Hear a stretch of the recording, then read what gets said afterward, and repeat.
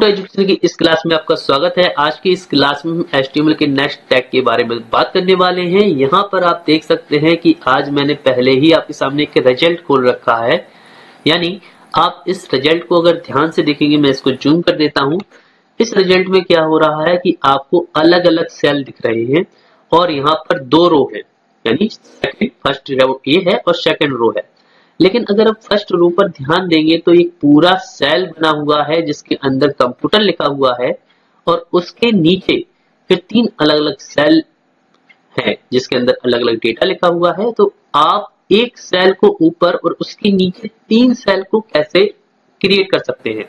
हालांकि आप तीन से ज्यादा भी सेल को क्रिएट कर सकते हैं या 3 से कम भी सेल को क्रिएट कर सकते हैं। इस तरह की कोडिंग आप किस तरह से HTML की हेल्प से कर सकते हैं, इसके बारे में सीखते हैं। अगर आप HTML के बारे में नहीं जानते हैं तो आप प्लेलिस्ट में जाकर HTML के टैग के बारे में सीख सकते हैं। फिलहाल यहाँ पर क्या करते हैं, मैं नोटपैड पे पहुंचता हूं, इसको क्लोज करता हूं।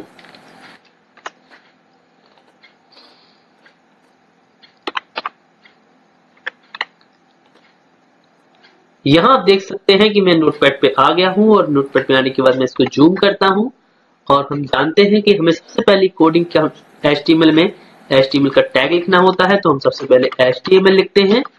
HTML लिखने के बाद हम क्या करते हैं, यहाँ पर बॉडी टैग लगाते हैं।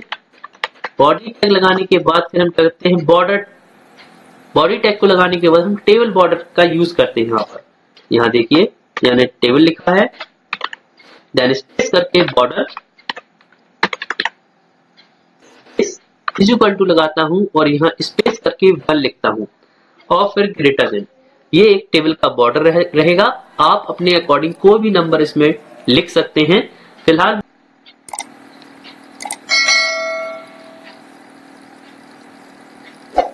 मैं क्या करता हूं, इस पर एंटर करता हूं। अगर आप चाहते हैं कि इसका रिजल्ट आपको देखना है तो मैं आपको इसका रिजल्ट दिखाने के लिए सेव करता हूं फाइल। इसके लिए मैं फाइल पर क्लिक करता हूं। फाइल पर क्लिक करने के बाद सेव पर क्लिक करता हूं तो हमारे सामने सेव एज की विंडो आ जाएगी। यहाँ पर जो कुछ भी लिखा हुआ है मैं हटाकर इसका नाम को लिखता हूँ। यहाँ पर मैं फिलहाल टेबल नाम से इसको सेव करता हूँ। फुल स्टॉप लगाकर HTML लिखता हूँ। हम जानते हैं कि फाइल के नाम के बाद फुल स्टॉप लगाकर HTML देना कंपल्सरी होता है और फिर मैं करता हूँ सेव पर क्लिक करता हूँ। ये फाइल हमारी कहाँ होगी, डेस्कटॉप पर शो करेगा। हम सेव पर क्लिक करते हैं, ये देखिए डेस्कटॉप पर फाइल आ गई है और फिर मैं इस पर डबल क्लिक करता हूँ। डबल क्लिक करते ही आप देखेंगे कि यहाँ पर कुछ भी शो नहीं हो रहा है। यहाँ पर क्या करते हैं, इन दोनों को मैं छोटा कर लेता हूँ। नोटपैड पे वर्क करते जाएंगे और ब्राउजर पे इसका रिजल्ट देखते जाएंगे। फिलहाल मैं इसको जूम करता हूँ। यहाँ पर आप देखें टेबल बॉर्डर दे दिया है और टेबल बॉर्डर देने के बाद हमें इसके अंदर TR टैग का यूज करना होता है। TR टैग टेबल के अंदर रो को जनरेट करने का काम करता है, इसलिए हम क्या करते हैं, यहाँ पर TR लिखते हैं और TR लिखने के बाद फिर क्या करते हैं, यहाँ पर एंटर करते हैं और TR के साथ हमें यहाँ पर क्या करना होता है, TD टैग का भी यूज करना होता है। तो हम क्या करते हैं, TD लिख देते हैं और TD के अंदर हम किसी भी मैटर को लिख सकते हैं। फिलहाल मैं कंप्यूटर को लिख देता हूँ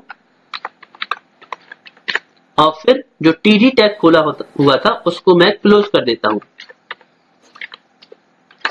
यहां आप देख सकते हैं कि TR टैग, TR के अंदर TD और TD टैग जो हमने खोला हुआ था उसके अंदर कंप्यूटर लिख दिया है और TD टैग को फिर बंद कर दिया है। इसको मैं क्या करता हूं, कंट्रोल S से सेव करता हूं। कंट्रोल S पे सेव करने के बाद नोटपैड में कंट्रोल S ध्यान रखिए दबाना है और फिर ब्राउजर पर आके रिफ्रेश करते हैं तो आप देखेंगे यहाँ पर कंप्यूटर दिख रहा है, हालांकि छोटा है। मैं इसको जूम कर देता हूँ। ये देखिए, इस तरह से आप देख सकते हैं एक हमें क्या हो रहा है, सेल दिख रहा है जिसके अंदर हमारा कंप्यूटर लिखा हुआ है। अगर आप इसके बॉर्डर को चेंज करना चाहें तो यहाँ पर बॉर्डर में जाके टर्न की जगह अगर मैं 3 कर देता हूँ, कंट्रोल S करता हूँ और फिर ब्राउजर में जाके रीलोड दिस पेज का भी क्लिक करता हूँ तो देखेंगे बॉर्डर में चेंजिंग आ गई है। आप अपने अकॉर्डिंग कोई भी बॉर्डर दे सकते हैं। फिलहाल मैं यहाँ पे वापस कर देता हूँ और कंट्रोल S दबाता हूँ तो आप देखेंगे रीलोड दिस पेज पे क्लिक करते ही बॉर्डर में फिर से चेंजिंग आ गई है। अब हम क्या चाहते हैं, हमारा एक सेल हो गया है, इस सेल के अंदर हम चाहते हैं नीचे इसमें 3 सेल और आए, लेकिन ऊपर वाले सेल में एक ही रहना चाहिए। इसको जिस तरह से मैंने पहले दिखाया था यहाँ समझ लेते हैं कैसे आएगा। इसके बाद क्या करेंगे, हम एंटर करेंगे, जो टीआर हमने यहाँ ऊपर खोला था उस टीआर को हम क्या कर देंगे, बंद कर देंगे। इस टीआर को बंद करने के बाद फिर से हम एंटर करते हैं और फिर से हम क्या करेंगे, टीआर टैग को भी फिर से खोलेंगे। टीआर टैग को खोलने के बाद हम एंटर करेंगे। टीआर टैग से होगा कि जो हमने टीआर टैग खोला हुआ है ये क्या करेगा, एक और रो को जनरेट करेगा। इसको समझ लेते हैं। जो टीआर लिखा था इससे हमारी एक रो जनरेट हुई है। टीडी क्या करता है, डेटा, यानी कि आपके जो भी डेटा होता है उसको वो उसमें रिप्रेजेंट करता है टेबल के अंदर। तो हमने टीडी से कंप्यूटर लिखा और टीडी बंद कर दिया और फिर टीआर बंद कर दिया, यानी रो जनरेट की, उसके अंदर हमारा कंप्यूटर दिखेगा और कंप्यूटर के बाद हमने जो डेटा खोला हुआ था उसको बंद करने के बाद हमने रो को भी कंप्लीट किया हुआ क्लोज कर दिया और एक और नई रो खोली है। इस टीआर से क्या होगा, कंप्यूटर के नीचे एक और नई रो क्रिएट होगी और फिर हम एंटर करेंगे। फिर टीडी लिए जो हमारी रो बनेगी उसके अंदर हमें क्या डेटा रिप्रेजेंट करना है वो हमें टीडी के अंदर लिखना होगा। तो हम इसमें डीसीए लिखते हैं और फिर हम टीडी को क्या करते हैं, बंद कर देते हैं। इस तरह से हमारा कंप्यूटर के नीचे एक सेल के अंदर क्या दिखेगा, डीसीए। इसको हम कंट्रोल नोटपैड में आके कंट्रोल एस दबाते हैं और ब्राउजर में जाके रिफ्रेश रीलोड दिस पेज करते हैं तो देखिए कंप्यूटर के नीचे कंप्यूटर के जस्ट नीचे क्या आ रहा है, डीसीए आ रहा है। बराबर से दोनों सेल आ रहे हैं। अब करना क्या है, हम चाहते हैं कि हमें कंप्यूटर के नीचे एक और सेल चाहिए। एक तो आ गया है, एक और चाहिए। तो हम क्या करेंगे, फिर से टीडी के पीछे क्लिक करके एंटर करेंगे और टीडी फिर से लिख देंगे और फिर से हम क्या करते हैं, पीजीडीसी लिख देते हैं। इसके बाद क्या करते हैं, जो टीडी खोला था वो हम टीडी टैग को बंद कर देते हैं और फिर कंट्रोल एस दबाते हैं नोटपैड में रहते हुए और ब्राउजर में जाते हैं तो आप देखेंगे, ये देखिए डीसी आ गया है, पीजीडीसी आ गया है। लेकिन अब यहाँ पर एक छोटा सा प्रॉब्लम आ चुका है। आप देखें, जो कंप्यूटर लिखा था उसका सेल केवल और केवल डीसीए तक ही कवर कर रहा है। देखें ध्यान से, ये कंप्यूटर का सेल पीजीडीसी तक कवर नहीं कर रहा है। इसके बाद जो आपने टीआर टैग यहाँ पे ओपन कर रखा था वो हमें टीडी के बाद करना होगा, इसको करना रहेगा। तो हम टीआर टैग बंद कर देंगे और इसके बाद क्या करेंगे, जहां आप ऊपर देखेंगे हमने टेबल बॉर्डर खोला हुआ था टैग, इस टेबल को बंद करना रहेगा। तो हम टेबल को बंद कर देंगे टैग को। टेबल के थोड़ा और ऊपर देखेंगे तो हमने बॉडी टैग ओपन किया था तो बॉडी टैग बंद कर देंगे और सबसे ऊपर हमने HTML टैग को खोला था तो हम लास्ट में HTML टैग को बंद कर देंगे। HTML टैग को बंद कर देंगे। यहाँ आप देख सकते हैं इस तरह से मैंने कर दिया है। और अब मैं कंट्रोल एस दबाता हूँ नोटपैड पर रहते हुए और ब्राउजर में जाकर रीलोड दिस पेज करता हूँ तो ये हमारी कंप्लीट कोडिंग हो चुकी है। लेकिन यहाँ पे क्या प्रॉब्लम आ रहा है कि मेरा डीसीए का जो सेल है ठीक उसी के इक्वल कंप्यूटर का सेल आ रहा है। मैं चाहता हूं कि मेरा जो सेल है कंप्यूटर का वो पीछे जो पीजीडीसी के ऊपर खाली है ब्लैंक, इस एरिया को कवर करे। तो इसके लिए जो मैंने कोडिंग की है इसी कोडिंग में थोड़ा चेंज करना पड़ेगा। इसके लिए करना ये है, जो कंप्यूटर का सेल है हमें इसको इंप्रूव करना है। इसलिए जहां हमने कंप्यूटर के आगे सबसे आगे टीडी लिखा था उस डी के पीछे क्लिक करेंगे और फिर स्पेस दबाएंगे। स्पेस दबाने के बाद आपको इसमें क्या लिखना होगा, COLSPAN, इसे बोलते हैं कॉलन स्पैन। ये एक ऐसा टैग होता है जो सेल को बैक में कवर करने के लिए हेल्प करता है। यहाँ देख लेते हैं किस तरह से। आप देखेंगे कंप्यूटर के नीचे हमारे कितने सेल हैं, 1 2। हम चाहते हैं कि कंप्यूटर का सेल 2 सेल तक पीछे कवर करे। तो क्योंकि कंप्यूटर के नीचे हमने 2 सेल बनाए हैं इसलिए हम कॉल में स्पेस करेंगे, लिखने के बाद इक्वल टू लगा के स्पेस करने के बाद 2 लिखेंगे। फिर कंट्रोल एस कर देंगे नोटपैड में रहते हुए और ब्राउजर में जाके रीलोड दिस पेज पे क्लिक करेंगे तो आप देखेंगे कि आप कंप्यूटर का जो बॉक्स था वो पूरा डीसीए और पीजीडीसी के सेल तक पीछे तक कवर कर रहा है पूरी तरह से। देखिए, ये देख सकते हैं आप। अगर आप क्या करते हैं, आपको चाहिए कि नीचे एक और सेल आपको इंप्रूव करना है, थर्ड सेल, तो आप क्या कीजिए, जहां पीजीडीसी का टैग लिखा था आपने टीडी पीजीडीसी टीडी बंद था, इसके पीछे क्लिक करके एंटर कीजिए। इसके बाद मैं क्या करता हूं, यहाँ पे टीडी ओपन करता हूं। टीडी ओपन करने के बाद यहाँ लिख देता हूं डीसीए और फिर टीडी टैग को बंद कर देता हूं। और फिर कंट्रोल एस दबाता हूँ और फिर ब्राउजर में जाकर मैं क्या करता हूँ, रीलोड दिस पेज पे क्लिक करता हूँ। तो आप देखेंगे यहाँ पर 1 2 3 नीचे 3 सेल आ चुके हैं, लेकिन ऊपर का सेल अभी भी 2 सेल में ही कवर कर रहा है। इसका क्या रीजन है?